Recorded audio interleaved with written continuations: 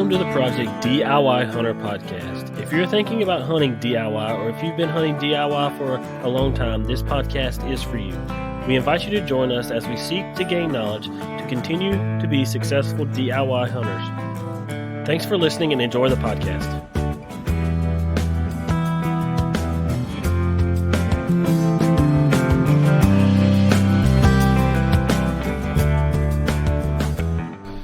So what is up? Another episode of the Project DIY Hunter Podcast. I got Rhett here. He's an intern at the construction job that I work at.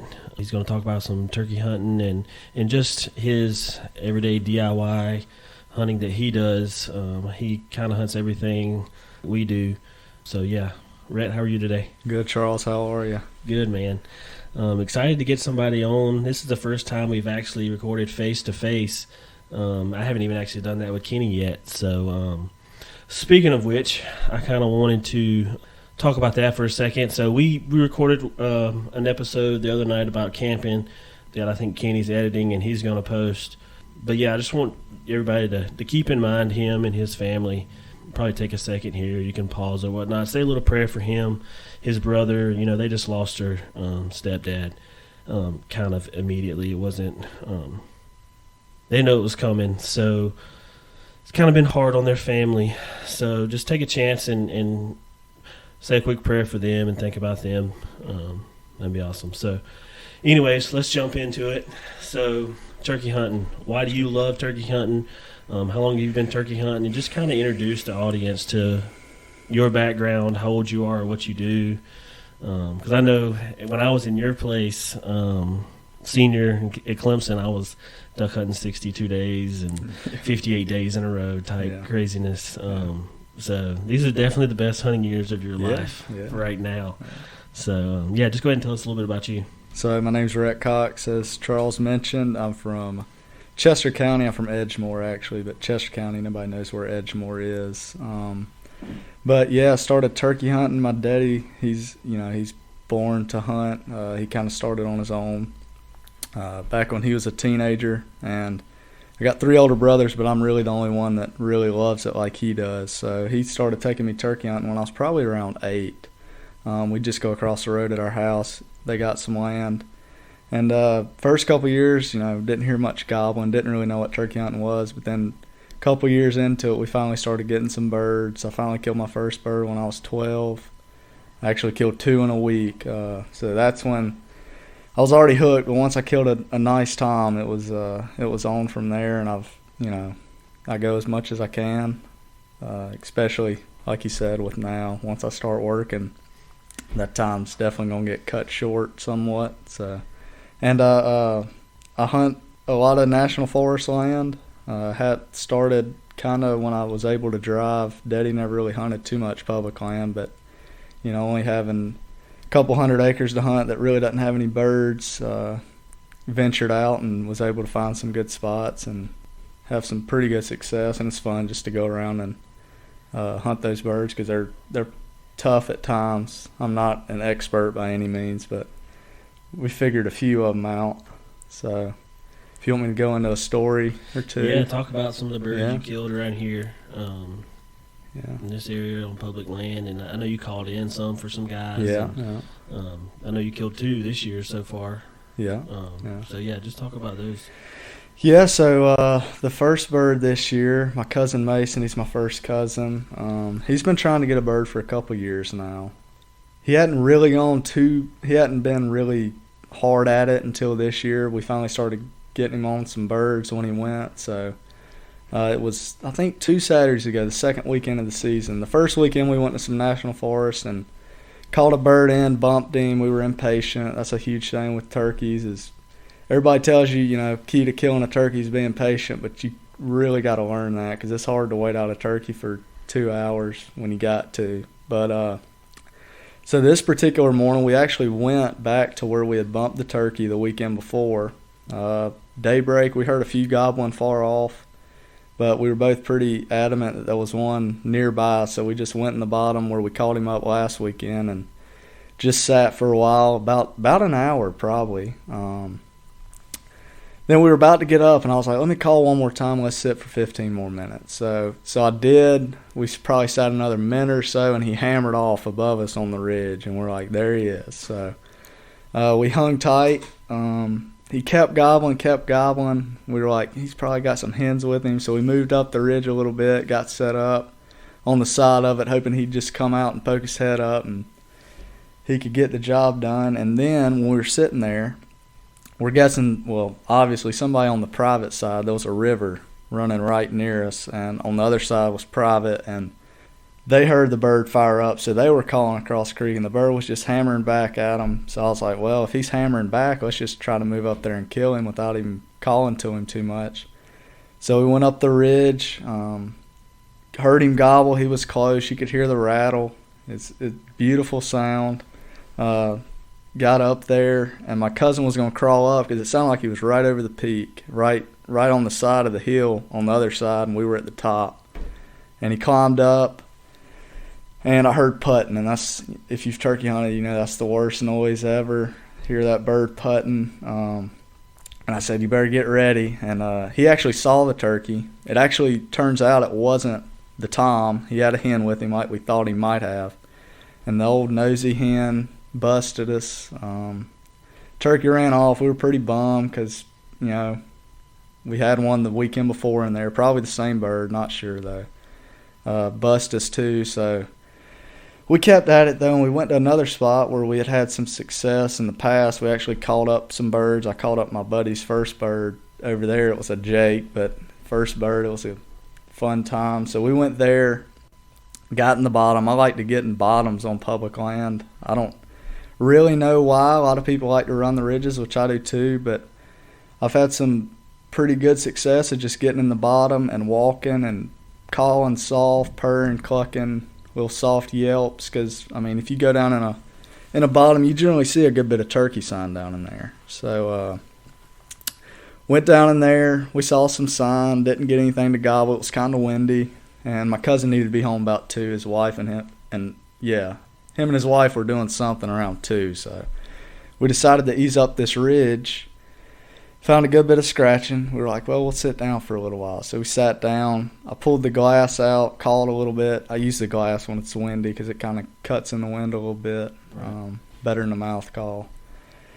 So we were sitting there, and a fire truck goes by on the road, and we can hear, you know, his siren going off. And in the back of my head, I'm thinking, you know, that could make a bird shot gobble. But I didn't really think it happened. But probably the 4th or 5th time it went off, he hammered off a ridge over, and we're like, there he is. You know, good long gobble. We were 100% of Tom. And me and him both, that morning, we were kind of being impatient. I think if we'd have sat on the end of that ridge, he would have come right down to us. So we literally said to each other, we're like, we'll sit here literally all afternoon if we got to, because he's going to come up here. And he gobbled at that siren, and then I made one series of calls, and he hammered off, and I was like, yeah, he's going to come up here eventually. So sat the call down, started waiting. We saw him probably 150 yards off on the ridge across from us, and they looked like they were heading our way. They actually looked like they were heading down in the bottom, and I thought they were going to pop up to our left. Ended up they popped up where we first thought they would, but before that, they were probably 60 or 70 yards out. We could hear them in the leaves, and my cousin's phone goes off. He doesn't have it on silent. Nice. Yeah, it was his wife calling. And I'm sitting there thinking, are you kidding me? You know, we found a bird that's, you know, fired up midday, you know, on the national forest. You know, you don't find it too often. When you find it, you better kill the bird, because it's not going to happen that many times. But for some reason, they didn't care. I don't know if it was because of the siren that just went by. It kind of sounded like it. I don't know. Maybe they were real comfortable, I guess. But so I was facing directly away from where the turkeys were. He was facing the turkeys. I didn't want to have any chance of any more people being able to be seen. So I wasn't even looking that way. And he tells me, you know, they're crossing over the ridge top. And I'm like, well, shoot them if you can. But there were some hens with him. There were 2 gobblers. I don't know if the second one was a tom. There were 2 gobblers. And he said they had just went over the hill. And I was like, well, daggone. So I clucked and purred and and yelped and scratched in the leaves, and they hammered back twice. And then I hear him kind of raise up, and I hear boom, and he gets up like he missed the turkey. Like he's like gets up and run. He's like looking, and I'm like, holy cow, he just missed. and then I see a definite gobbler. You can tell by the head. I don't know if it was a jake or not, but I was like, there he is, shoot him, because he was still 20 yards. He didn't really know what was going on. Right. And bird flew off. He's like, he's right there. I was like, I looked down, and there was a tom laying there, and we, jumping for joy. That was his first bird? That was his first bird. That's awesome. He was ecstatic. I mean, we jumped and hugged, acted like little girls seeing Justin Bieber or something. Yeah. It's a great feeling when somebody we finally get, because we've been hunting hard and come so close. I mean, we had been in the birds, just hadn't been able to shoot one in the face. But yeah. How's that rank on your most memorable bird? Is that the top 5, or what is your most memorable bird that you've ever shot? That's kind of putting you on the spot there. I was going to ask you that. Yeah, so I could go in a different story. I would say probably my most memorable bird was last year. So we go camping in Santee, in Broadwater, actually. Some of the listeners might know where that is. But it's probably a 45-minute boat ride off the Congaree. It's actually north of Santee, like Marion. Mm-hmm. And my brother, last spring during Corona, he was actually laid off. So he was looking for a job. So he went down there for a week by himself. Well, a couple days by himself. My uncle came down there, long story. But he didn't take anything, He just went down there. He bowled one fish. He was a hungry guy. And he told me when I talked to him on the phone, he was like, I heard a bird gobble. And I'm like, oh. He was like, bring your stuff, because I heard one gobble on Thursday morning. I was like, all right, because I was coming down on Sunday. I think I was actually hunting back home. I wanted to keep hunting. So I went down there. I took my stuff. And the last spring, it was really wet. And back there, it was mostly flooded. It's a swamp area, and most of the time there's some high ground. It's a lot of sloughs that run around. But this year there was really only one high ground. They call it the Indian Mound. And it's actually some history to it. It's actually an Indian mound. The Indians built it back there. It's like probably 10 feet higher than any other spot there. And it's probably, I don't know, half an acre. There's a campsite right there near it. So they weren't camping there at first. They were camping another spot. But when they came and picked me up from the landing, and when we came back, the water rose so much, their tent was underwater. So we had to move camp that night. And I'm laying in the tent, and I'm like, if I hear one gobble from the tent in the morning, I'll get up. So I'm laying there, and my alarm goes off, I don't know, 6 o'clock or something. And I'm like, I'm just going to lay here and listen. Soon as I, said that, I hear right behind the tent. I mean right behind. I'm like, holy cow, this bird's right here. Like, he wasn't lying. He's hammering. Yeah. And it was like, I got videos of it. The bird was roosted over nothing but water. I'm thinking the water came up that night, because he was roosted, it was probably 100 yards before land. And I was like, well, I'm going to get right there on land. He's got to come there. That's literally the only land in the whole place. I'm going to kill this turkey. Yeah. And the mosquitoes are awful down there. And this bird stayed on the limb for 20 minutes. Not 20 minutes, I'm sorry. 2 hours, till like 8 o'clock.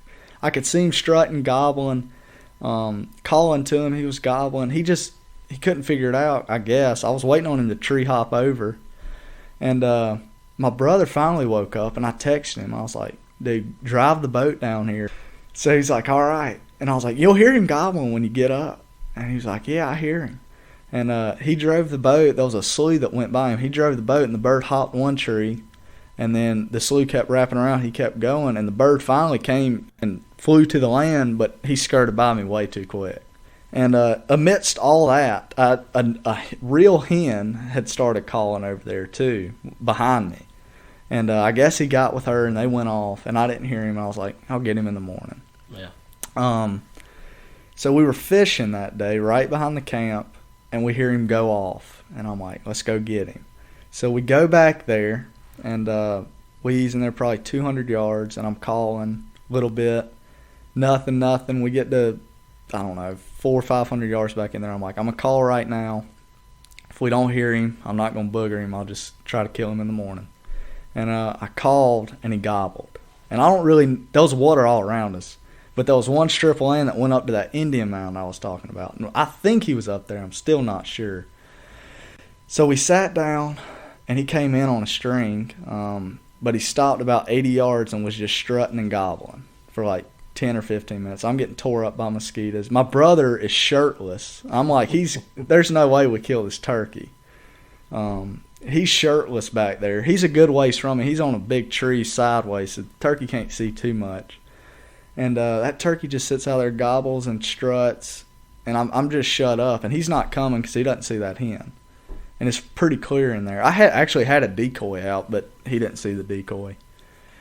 And when he turned to go, I just turned back and made a call trying to sound like I was going the other way or far off. And he hammered and came in, and he was I didn't know how far he was exactly, but I had an opening picked out. And I was like, if he comes right here, I'm going to kill him. And he came through there, bobbing the head through there, and I shot, and it laid him down. I'd shoot a Remington 870 with I've never been into chokes, but I missed a bird last year, and I was like, I'm done with this because I was sick because that was a national forest bird. The first one I'd ever shot at, and I missed. And so I shot him. We, real excited. That was probably one of my most memorable because we ate on that thing all week. We stayed 4 more days, and my brother said we were eating like kings and sleeping like babies. I mean, we were having a blast. That's awesome. Yeah. So what kind of choke did you use? I bought this pretty general choke. A Carlson's Longbeard XR that goes with the Winchester Longbeard XRs. Yeah. And I patterned it, and it shoots well. I shot that bird at 52 steps. Wow. So yeah, he was out there, but he was probably one of the least birds that he didn't flop hardly at all. I mean, when I shot him, he was stone dead. I mean, all turkeys flop a little bit, but yeah, that choke's definitely a game changer. Yeah, I'll try to find that choke and get a link and put that in the notes on the episode. It's not I think mine was $50. So I mean, it's not the cheapest. It's not a $15 choke, but it's not crazy high either. And with the Longbeard XRs, a lot of people use that combo.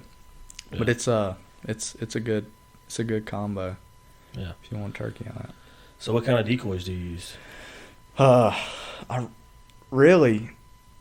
generally have a decoy in my back. It's just like a $10 decoy from Walmart, the little foam ones. Yeah. But thinking about it, I don't think I've ever shot a turkey that was definitely committed to a decoy. A lot of them I hadn't even had a decoy out. Like that one me and my cousin shot, we didn't have a decoy out. I shot a bird up here in Clemson, didn't have a decoy out. Yeah. A lot of times I don't put one out just because it's kind of sporadic when you get one to gobble close, and a lot of times they'll hang up on a decoy too. I got another story. You want me to jump into another story? So this past youth season, my fiance's brother, so soon to be brother-in-law, we've been trying to get him a turkey. He's 16, I think. So we actually went to the National Forest Land that morning. Went to the first spot, didn't hear anything. It's overcast. Didn't hear any gobbling. Thought we'd hear some gobbling, didn't though. So we went to a bottom that was good for me last year, and we eased through there, and we had 2 gobble off on the ridge above us. And they pitched, and I was like, all right, we're going to sit here and see what they do. And they were just hammering at everything. And wasn't long, they flew right down, jumped the creek, flew right to us. Well, not right to us. They came up the bottom we were probably 100 yards off the creek. And they came up. One was strutting and gobbling. One was just gobbling, really looking for the hen.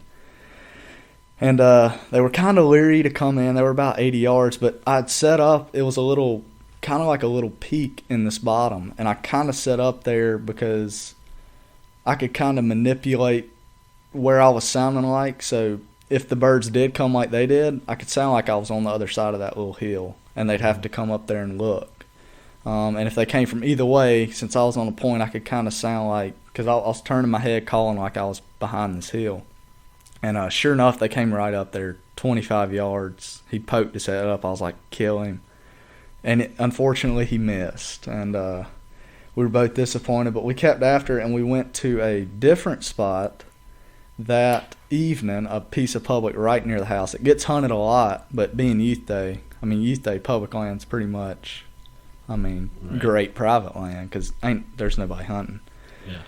So we went out there and we set up kind of where I knew some birds had been in the past, and we called. Finally had one gobble, and he was behind us in the bottom, and we kind of eased that way.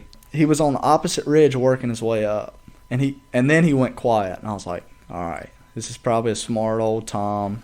That ridge ran all the way up to the field that we were sitting on, so I was thinking he could go all the way up there, work all the way up there, and come down the field to us. We just got to sit there. So we put a decoy out and we sat there. And I wasn't sure that's what he was going to do, but that was a thought.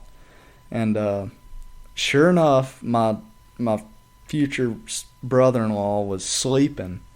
And I'm on my phone, which was dumb to be, but I'm on my phone and I hear spitting. And I'm like, that's a turkey. And I look up and there's a hen 10 yards maybe, just looking right down the woods. We were really covered. We were in some thick stuff on the edge of that field.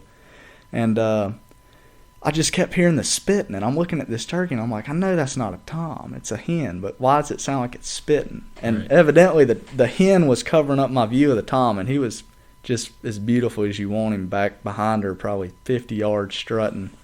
And he came in, and I thought he was going to come right to the decoy, and the decoy was probably like 10 yards in front of us to the right. I was like, he's going to come right down there. No way he's going to miss this one. But he hung up at like 50 yards on that decoy. And if Caden would have been sitting where I was, he probably could have got a shot off, but he'd have been shooting across me. And we just didn't get a shot off. But that's one of the reasons I don't love decoys, is because that bird definitely, if the decoy wouldn't have been out, I think that bird probably would have worked that whole field looking for us.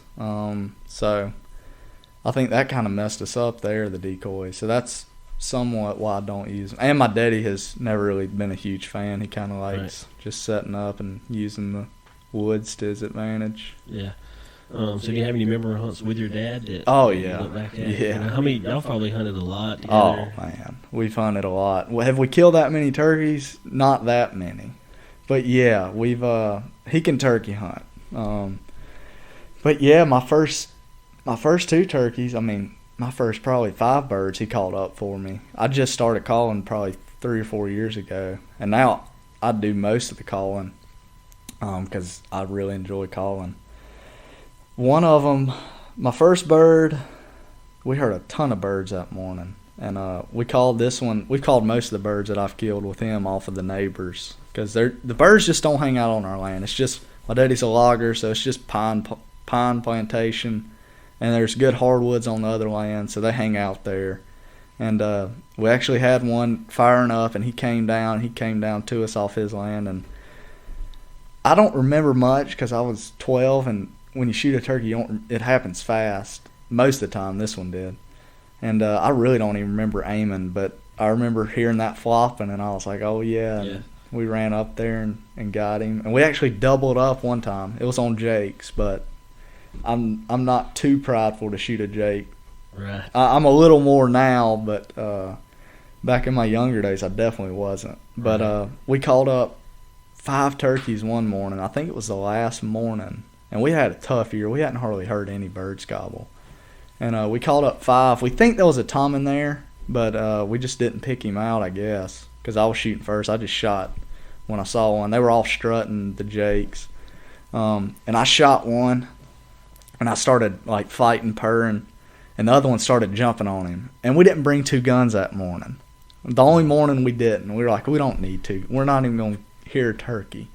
So I slide the gun to him, and I keep purring, and they're just spurring. Well, they don't have spurs because they were Jakes, but they keep pecking the junk out of them, and finally one sticks her head up, and Daddy shoots him, and we killed a double, and that was a really memorable hunt. That's awesome. Yeah, it was a good time, even though they were Jakes. Those were the first birds I'd ever called in too, and they sat on the limb for like an hour and a half. Really? Yeah, it was before church. We about didn't make it to church, but we did.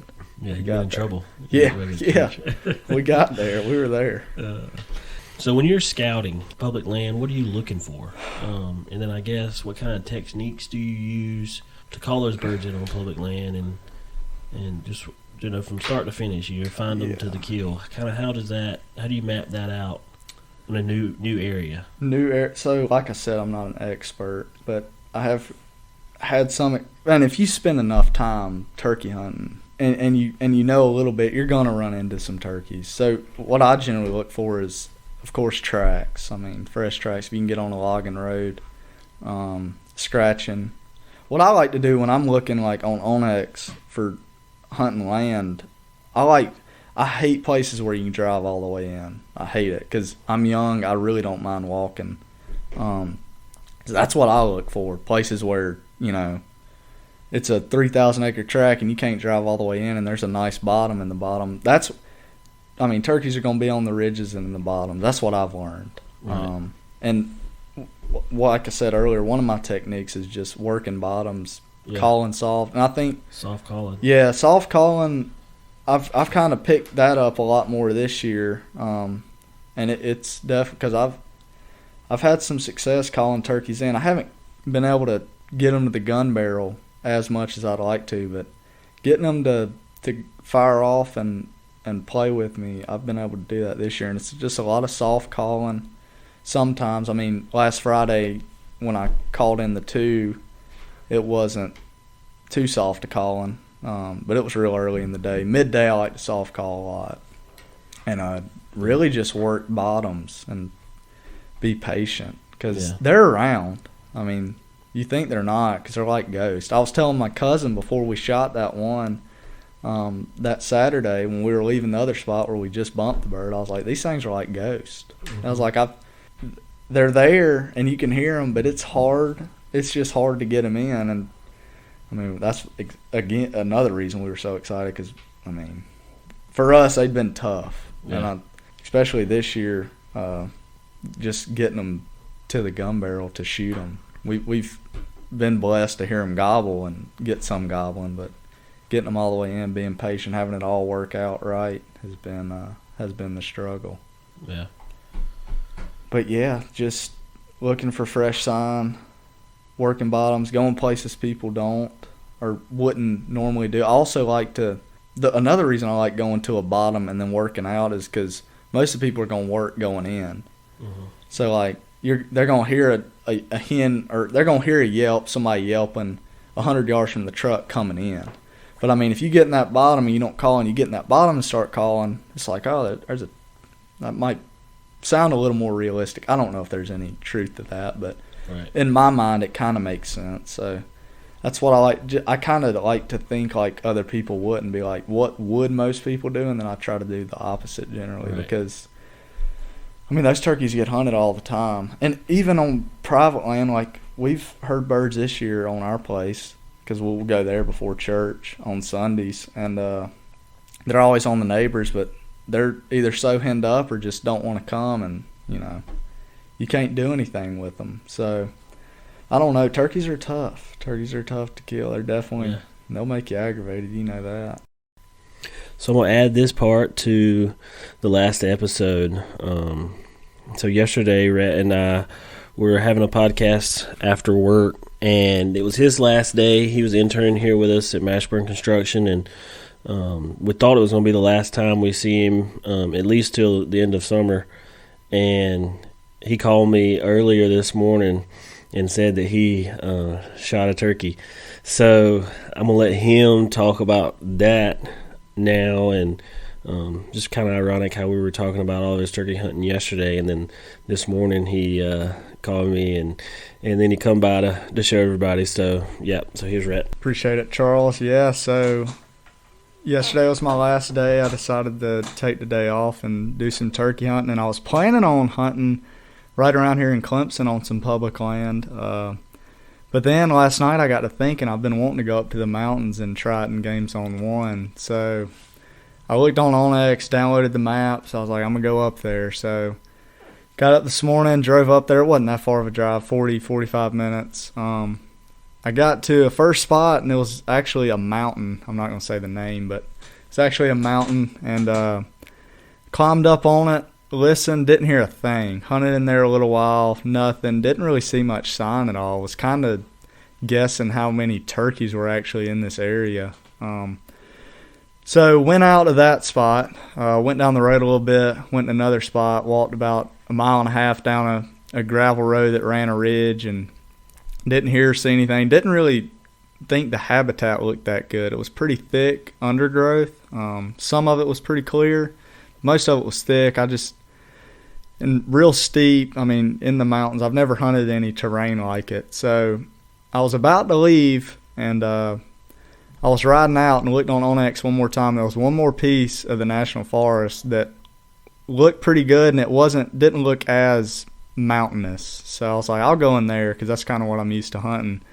And got in there, and it was pretty clean underneath. It looked like good turkey habitat. And I found a ridge on the map that ran to the road that had a pretty good top to it, and it went out a ways, and then ended up ending at a pretty good high point. So I was like, I'll work that ridge. There's got to be a turkey or a gobbler somewhere that can hear me from up there. So I was walking up the road, and right before I got to a turn in the road where the ridge met the road, the main walking road, I looked up and saw a turkey through the thick stuff, and it had obviously seen me. It had ran off, but it didn't putt or anything, so it wasn't too skittish.